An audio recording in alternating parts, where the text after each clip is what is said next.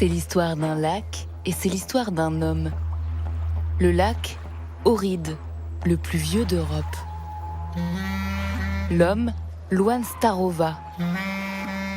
Il est né d'un côté du lac, en Albanie. Il a vécu de l'autre, en Macédoine du Nord.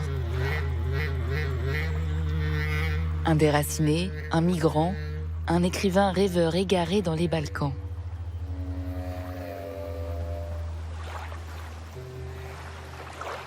Le lac m'est alors apparu de nouveau comme une grosse larme, une larme sans frontières.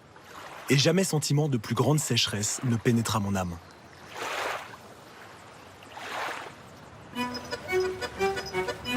C'est une histoire d'exil, de langues qui se mêlent et de ponts entre les peuples. Une saga balkanique que Luan Starova a bâtie en 3 décennies d'écriture, traduite en plus de 20 langues. C'est le récit intime de sa propre famille, réfugiée dans l'une des républiques de l'ancienne Yougoslavie, la Macédoine du Nord, une petite nation créée en 1991, coincée entre la Serbie, la Bulgarie, l'Albanie et la Grèce. C'est une déambulation, jalonnée par l'absurde et l'ironie, qui explore un territoire entaillé d'impossibles frontières que Luan Starova, disparu en 2022, regardait comme une toile d'araignée sur le paysage. C'est un voyage à travers une mosaïque de cultures et d'ethnies héritées des empires romains, ottomans ou serbes, où se mêlent orthodoxes, musulmans et catholiques, la blessure du départ et le réconfort du lien.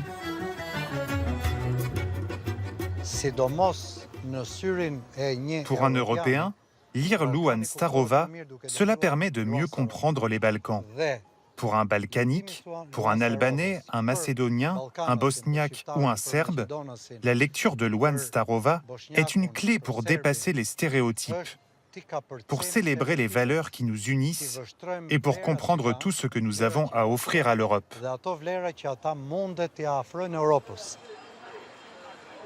Il est vrai que dans les Balkans, l'histoire avait toujours agi de la sorte. Elle déboulait et repartait d'un coup, laissant sur l'âme des gens une croûte de gel qui avait du mal à fondre.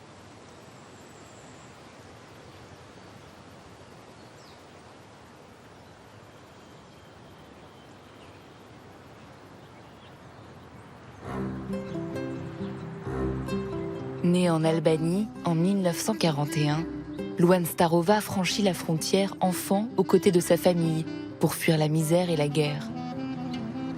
Il trouve refuge dans la République socialiste de Macédoine sous la coupe du maréchal Tito. Luan Starova est un gamin espiègle, un migrant albanais qui découvre la Skopje des années 50 du haut de sa citadelle.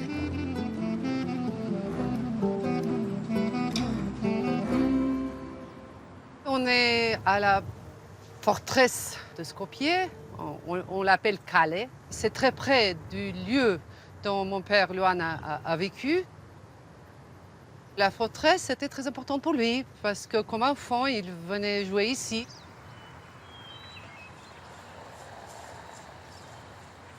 Ce n'est qu'une fois montés au château que nous pouvions, du cœur de la cité, l'embrasser tout entière.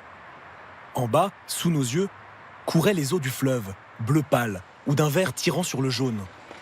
Et nous nous imaginions jucher tout en haut du mât d'un vaisseau flottant sur le temps. Nous contemplions le va-et-vient des gens, les vieux fiacres, les couleurs du grand marché, la fuite éternelle du fleuve.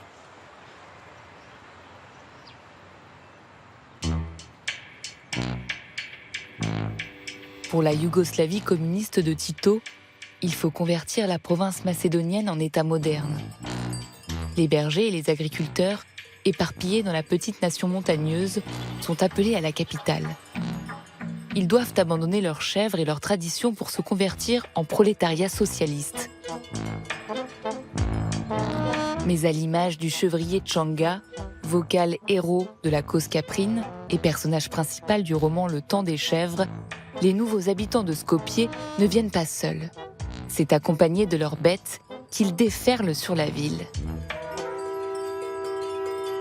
J'ai vu, moi, au début du livre, en lisant le livre Le Temps des chèvres, c'est cette place que je connais très bien, parce que j'ai vécu ici depuis ma naissance. Cette place bougeant du mouvement des chèvres. Quelque chose de blanc qui bouge. avec toutes ces rues remplies de chèvres, donc une énergie blanche. La ville reprenait vie grâce au souffle de la montagne que lui communiquaient ses nouveaux habitants. Nous regardâmes dans toutes les directions, aux quatre coins de la ville. De partout, chèvres et gens se frayaient un chemin par les rues, et dans une immense cohorte blanche venaient s'agglutiner sur la place. La ville vécut désormais au temps des chèvres.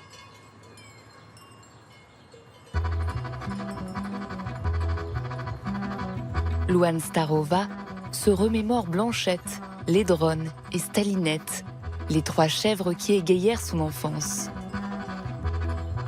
Mordant, il revient aussi sur l'absurde tournant qui a fait des chèvres une menace pour l'avènement de l'utopie socialiste.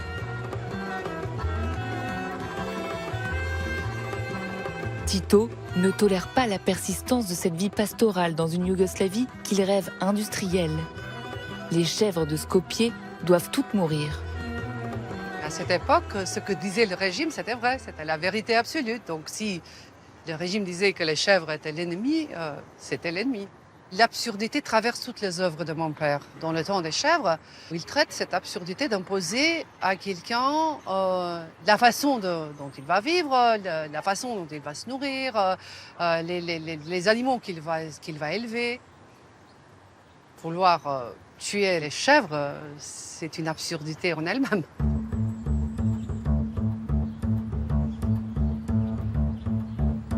L'un des personnages principaux de la saga familiale de Louane Starova, c'est son père, un ancien cadre de l'Empire ottoman qui a assisté à son éclatement au début du XXe siècle. Intellectuel déclassé, rendu insomniaque par son appétit de livres et son amour des langues. C'est par son regard que Louane Starova explore une Skopje riche de 5 siècles d'histoire ottomane.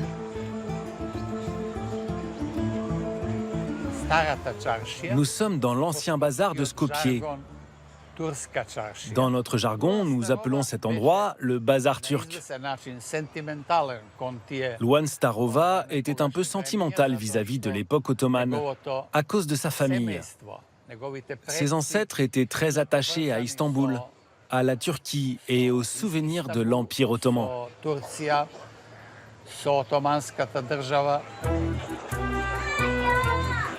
Fidèle à l'esprit des Balkans, si Louane Starova hérite de son père la culture albanaise, il décide d'écrire en macédonien, une langue slave qui n'a plus grand-chose en commun avec sa langue d'origine. Dans un pays où cohabitent une vingtaine d'ethnies différentes, Louane Starova rêve la littérature comme un trait d'union entre les peuples.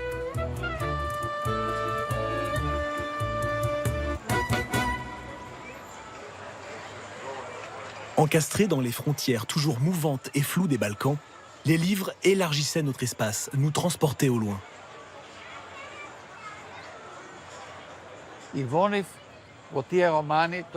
Dans ses romans, Louane Starova explore les origines de sa famille. La force de son message, c'est qu'en dépit de toutes les ruines, les guerres, les périodes de destruction, il y a des choses qui survivent.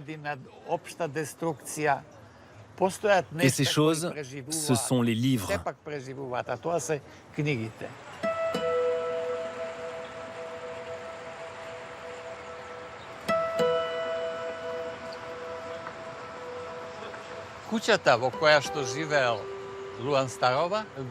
Louane Starova a vécu dans une maison à quelques pas d'ici, tout près du fleuve Vardar. Tous les jours, il déambulait le long de ses rives. Pour lui, le fleuve Vardar ne représente pas une ligne de fracture. Au contraire, c'est une force qui relie les deux rives et qui relie d'une manière symbolique les nations qui vivent en Macédoine.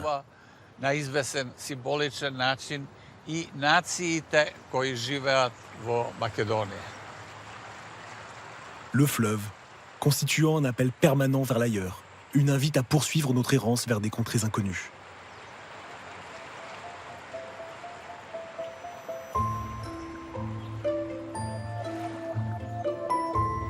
De l'autre côté du pays, en aval des cours d'eau qui serpentent entre les montagnes, le lac d'Ohrid trace une frontière entre l'Albanie et la Macédoine du Nord. 358 km² d'une mer intérieure auprès de laquelle Ioan Starova, devenu ambassadeur de la Macédoine du Nord et l'un des auteurs majeurs de son pays d'adoption, revient sans cesse. C'est ici que sa condition d'exilé trouve sa source.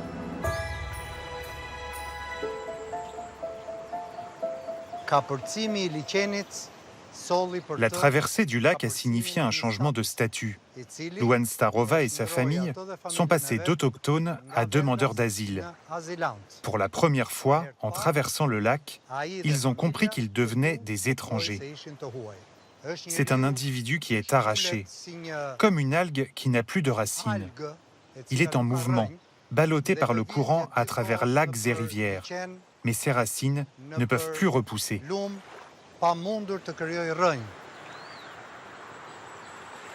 Chaque fois qu'il scrutait les flots, mon père était toujours impressionné par la force suggestive de leur cours, de leur débit perpétuel, de leur courant, où les vies se transmuaient puis disparaissaient, et où demeuraient aussi les mythes anonymes de l'éternité.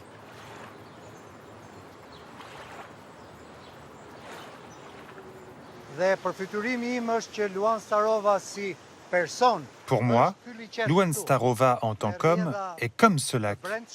Les courants qui l'animent sont intérieurs, cachés sous une surface calme. On ne parvient pas à saisir sa colère. Il fait tout pour maintenir ses blessures intérieures sous contrôle.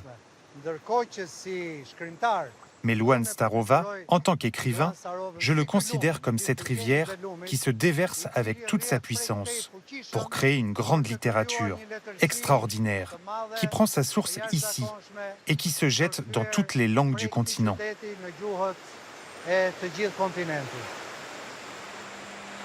Sur le chemin de l'exil, c'étaient les eaux qui nous avaient indiqué l'issue.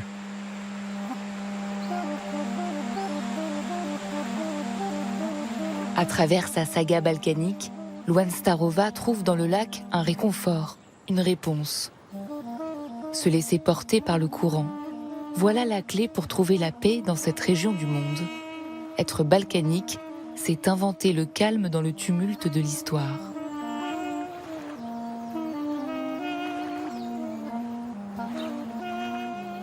Il est lui-même un homme frontière qui s'est battu pour les dépasser. Il est lui-même un homme migrant qui a adopté l'exil, qui a fait la paix avec ses deux conditions intérieures, celle d'autochtone et celle d'étranger. Il a toujours essayé, au fond de lui-même, d'être et de comprendre l'autre.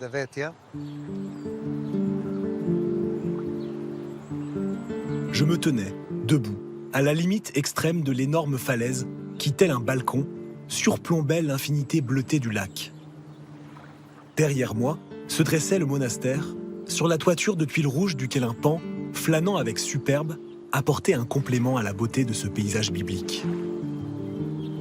Franchissant la frontière entre les deux pays, que matérialisait une balise invisible, le regard portait jusqu'à la rive voisine.